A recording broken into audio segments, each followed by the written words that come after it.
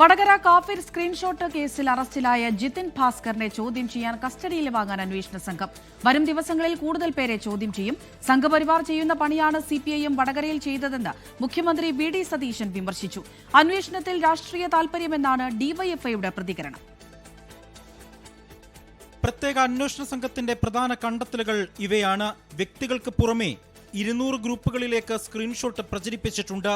Screenshot broadcast സന്ദേശമായി പങ്കുവച്ചത് DYFI നേതാവ് ജിതിൻ ഭാസ്കറാണ്.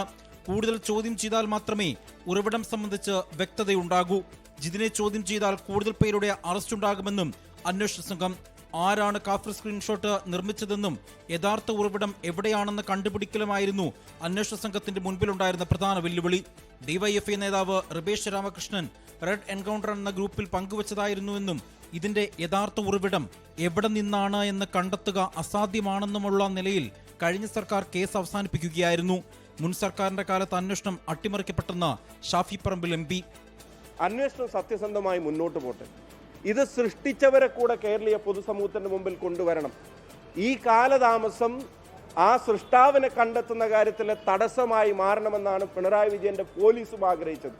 അല്ലെങ്കിൽ കേരളത്തിലെ പോലീസ് വിചാരിച്ചാൽ 2 ആഴ്ച കൊണ്ട് തീർക്കാവുന്ന ഒരു പണിയെ 2 കൊല്ലം ഇവർ നീട്ടിക്കൊണ്ടുപോയത് എന്തിന്റെ പേരിലായിരുന്നു? അതേസമയം അന്വേഷണ സംഘം ആദ്യ അറസ്റ്റ് രേഖപ്പെടുത്തിയതോടെ CPIM പ്രതിരോധത്തിലായി. മുതിർന്ന നേതാക്കളുടെ ഗൂഢാലോചന കൂടി കേസിൽ അന്വേഷിക്കണമെന്ന ആവശ്യമുയരുന്നത് CPIM-നെ കൂടുതൽ പ്രതിസന്ധിയിലാക്കുന്നുണ്ട്.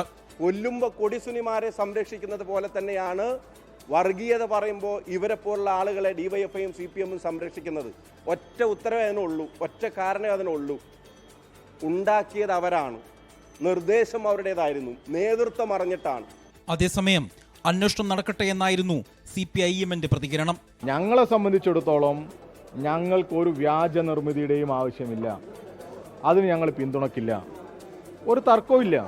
അതൊക്കെ അന്വേഷിച്ചോട്ടെ. ആരും നിയമവിരുദ്ധ പ്രവർത്തനം ആര് നടത്തിയാലും അത് അന്വേഷിച്ച് കണ്ടെത്തി അവർക്കെതിരെ നടപടിയെടുക്കട്ടെ. അതിലൊന്നും ഞങ്ങൾക്ക് ഒരു പ്രയാസവും ഇല്ല.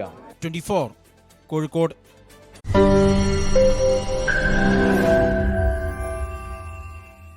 ലോകത്തെവിടെയായാലും ഏത് സമയത്തും 24 വാർത്തകളും ഓഗ്മെന്റഡ് റിയാലിറ്റി പാക്കേജുകളും എക്സ്പ്ലെയിനറുകളും വിശദമായി കാണാൻ ഞങ്ങളുടെ YouTube ചാനൽ നിങ്ങൾക്ക് സബ്സ്ക്രൈബ് ചെയ്യാം.